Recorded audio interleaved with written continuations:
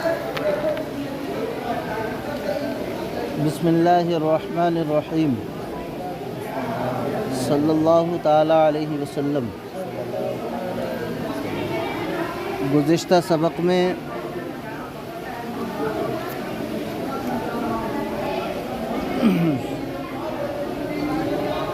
صاحب کتاب نے بتایا تھا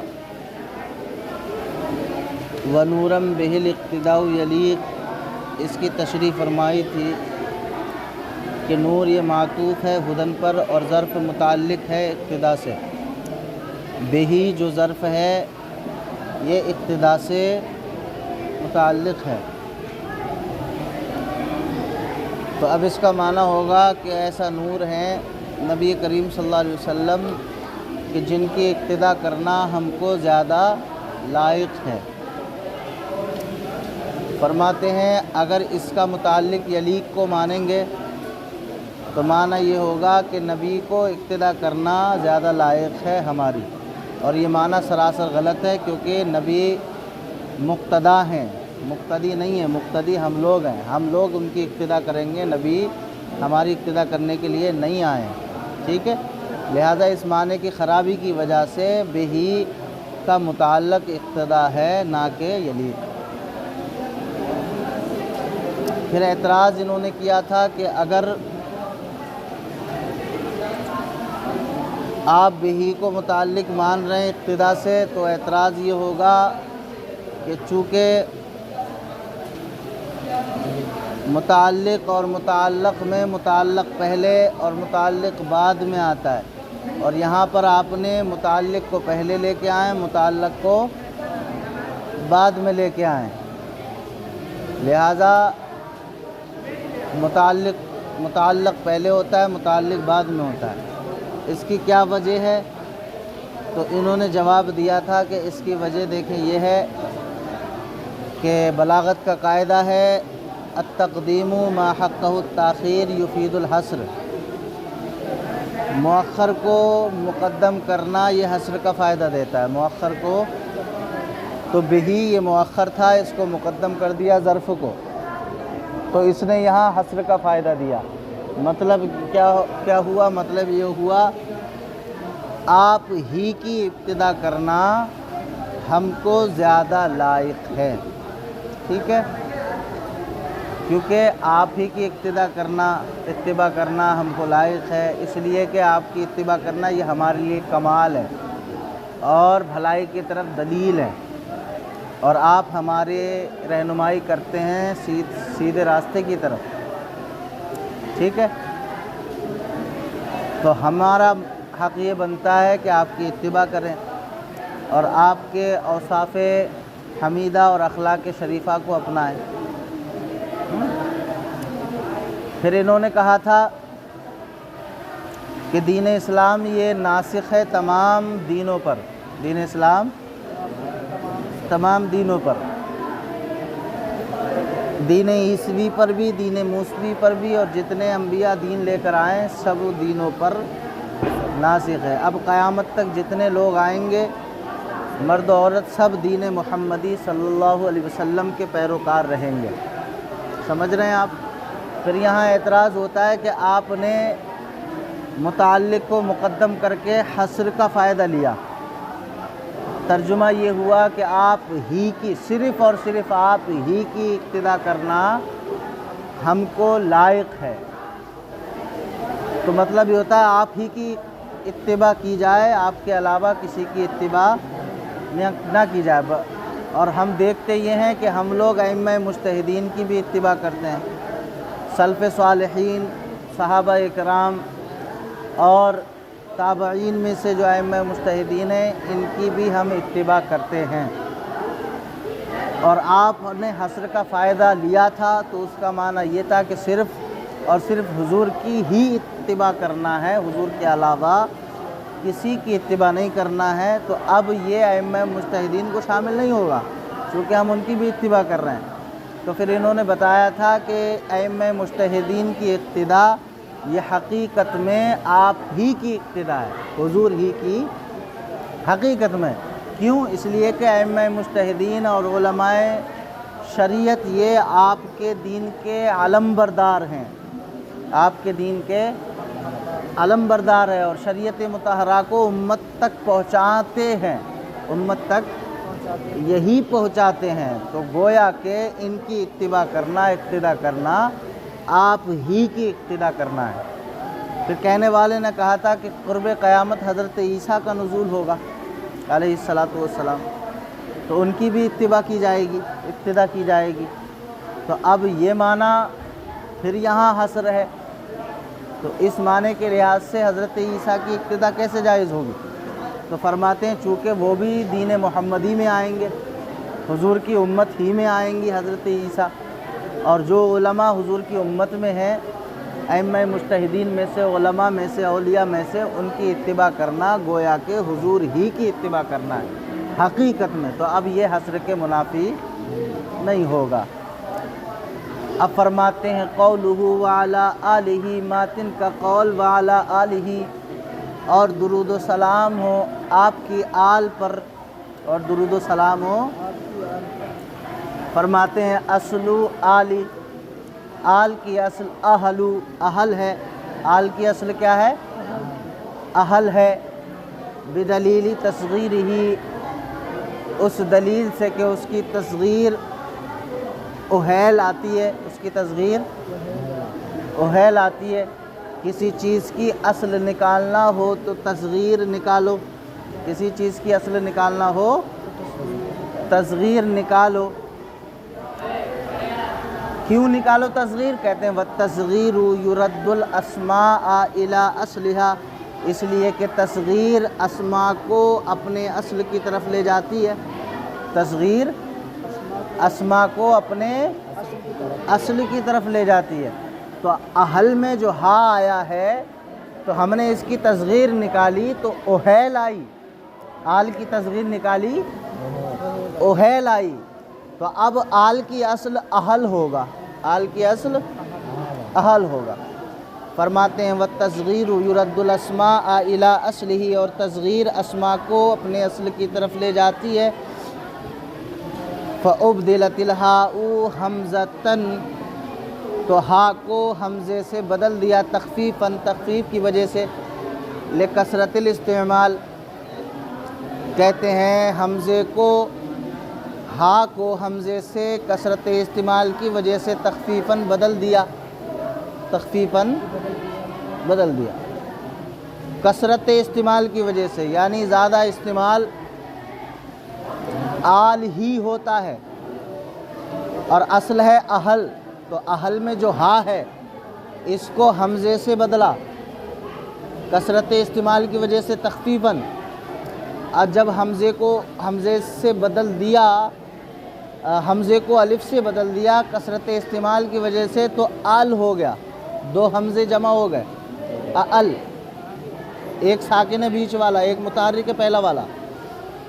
तो फरमाते हैं सुम्मा इनक़लबतिल हमज़तु अलिफ़न लिसुकूनिहा व फ़त्ही मा क़ब्लहा।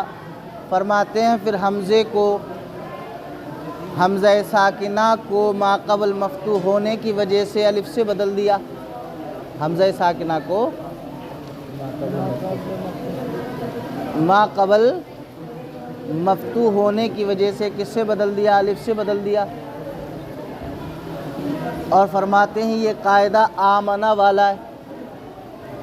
आमना असल में था अमना, आमना क्या था?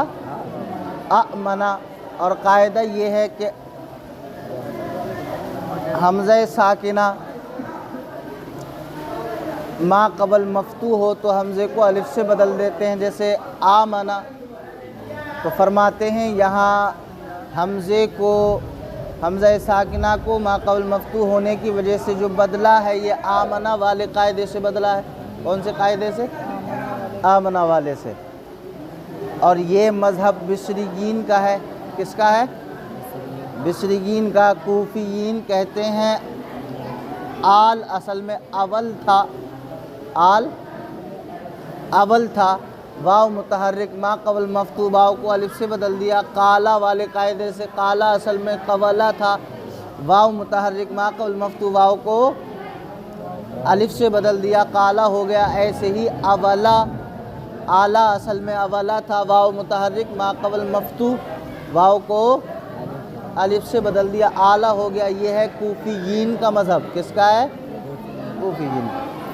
دیکھیں عبارت، ثم انقلبت الحمزۃ الفا لسکونها وفتح ما قبلها، اور حمزہ ساکنہ کو ما قبل مفتوح ہونے کی وجہ سے الف سے بدل دیا تو کیا ہو گیا؟ آل ہو گیا۔ ٹھیک ہے، وہو اسم جمع، اور یہ اسم جمع ہے۔ یہ اسم جمع مولانا کہتے ہیں اس جمع کو کہ جس کا اسی لفظ سے کوئی واحد نہیں آتا، جس کا، جیسے مثال کے طور پر ہم نے مسلمون کہا تو اس کا اسی لفظ سے مسلم آتا ہے تو یہ جمع ہے، لیکن ایسی جمع کہ اس کا اسی لفظ سے کوئی واحد نہ آتا ہو تو اسے اسم جمع کہتے ہیں۔ تو کہتے ہیں آل، یہ وہ ہوا اسم جمع، یہ اسم جمع ہے، لا واحد لہ من لفظہ، کہ اس کا اسی کے لفظ سے کوئی واحد نہیں آتا ہے، اس کا اسی کے لفظ سے کوئی واحد نہیں آتا ہے۔ جب یہ بات طے ہو گئی کہ آل اصل میں اہل تھا کیونکہ اس کی تصغیر اوہیل آتی ہے، تو ہا کو کثرت استعمال کی وجہ سے تخفیفاً حمزے سے بدل دیا، پھر حمزہ ساکنہ ما قبل مفتوح ہونے کی وجہ سے حمزے کو الف سے بدلا، آل ہو گیا آمنہ والے قاعدے سے۔ بصریین کا مذہب ہے، کوفیین کہتے ہیں اولا، اعلیٰ اصل میں اولا تھا، واو متحرک ما قبل مفتوح واو کو الف سے بدل دیا قالا والے قاعدے سے۔ سمجھ رہے ہیں؟ ہاں، یہ کوفیین کا مذہب ہے۔ جب یہ بات ثابت ہو گئی تو اب فرماتے ہیں، کہتے ہیں واختلف فی المراد بہ، اور اختلاف اس کے معنی مراد لینے میں، اختلاف آل کی مراد میں ہے۔ آل سے مراد کیا ہے؟ اس میں اختلاف ہے۔ آل سے مراد کیا ہے؟ اس میں اختلاف ہے۔ فرماتے ہیں فقیلہ، بعض نے کہا اقاربہ صلی اللہ علیہ وسلم من بنی ہاشم، بعض نے کہا آل سے مراد نبی کریم صلی اللہ علیہ وسلم کے وہ رشتہ دار ہیں جو بنو ہاشم سے تھے، جو یعنی بنو ہاشم سے ہیں، جو وہ رشتہ دار نبی کریم صلی اللہ علیہ وسلم کے مراد ہیں یہاں پر۔ ٹھیک ہے، وقیلہ، اور بعض نے کہا امت الاجابتی، بعض نے کہا آل سے مراد امت اجابت ہے، یعنی اہل ایمان ہے، آل سے مراد اہل ایمان ہے، الاتقیاء وغیرہم، چاہے وہ متقی ہوں یا غیر متقی ہوں، آل سے مراد یہ ہے۔ اس میں چند اقوال ہیں مولانا۔ ایک قول یہ ہے کہ آل سے مراد حضور کے متبعین ہیں، اتباع کرنے والے ہیں، یہ قول ہے حضرت جابر بن عبداللہ، سفیان ثوری اور بعض اہل شوافع، ان کے نزدیک آل سے مراد کیا ہے؟ متبعین، حضور کے شریعت کے پیروکار۔ اور بعض کہتے ہیں کہ اس سے مراد بنو ہاشم اور بنو عبد المطلب ہیں، اور اس کے قائل حضرت امام شافعی ہیں۔ اور بعض کہتے ہیں کہ آپ کے آل سے مراد ازواج مطہرات ہیں، صاحبزادیاں ہیں، داماد رسول ہیں، آل سے مراد۔ اور بعض کہتے ہیں کہ آل سے مراد آپ کے صحابہ ہیں، اور بعض کہتے ہیں کہ وہ رشتہ دار ہیں جو بنو ہاشم سے ہیں۔ یہ قول امام اعظم ابو حنیفہ کا ہے، اور امام مالک، بعض مالکی حضرات کا بھی یہی قول ہے۔ اور بعض کہتے ہیں کہ اہل ایمان مراد ہیں۔ کون ہے؟ اہل ایمان مراد ہیں، چاہے وہ متقی ہوں یا غیر متقی ہو۔ فرماتے ہیں واختلف فی المراد بہ، اور آل کا معنی مراد لینے میں اختلاف کیا گیا ہے۔ فقیلہ، بعض نے کہا ہے اقاربہ، نبی صلی اللہ علیہ وسلم کے رشتہ دار مراد ہیں، من بنی ہاشم، جو بنو ہاشم سے ہیں۔ وقیلہ، اور بعض نے کہا امت الاجابتی، کہ اس سے مراد آل سے مراد امت اجابت ہے، الاتقیاء وغیرہم، چاہے وہ متقی ہوں یا غیر متقی ہوں، وہو الانسب بالمقامی، اور یہاں یہی معنی مراد لینا زیادہ مناسب ہے اس مقام پہ، یعنی امت اجابت اہل ایمان مراد لینا زیادہ مناسب ہے، اہل ایمان مراد لینا اس مقام پہ۔ کیوں؟ اس لیے کہ لِأَنَّ مقام الدعاء، اس لیے کہ یہ مقام دعا ہے، یہ مقام دعا ہے، یطلب فیہ التعمیم، اور مقام دعا تعمیم کو چاہتا ہے، مقام دعا میں تعمیم مطلوب ہوتی ہے، عمومیت مطلوب ہوتی ہے، عام مفہوم مراد ہوتا ہے، سمجھ گئے؟ تو اب معنی ہوگا کہ درود و سلام ہو نبی کی آل پر، آل میں سے اہل ایمان پر، یہ کہہ لو اہل ایمان پر درود و سلام ہو، اور یہی معنی مراد لینا زیادہ مناسب ہے، کیونکہ یہ مقام دعا ہے، اور مقام دعا تعمیم کو چاہتا ہے، مقام دعا تعمیم کو چاہتا ہے، لہٰذا یہاں پر دوسرا والا معنی مراد لینا یہ زیادہ مناسب ہے۔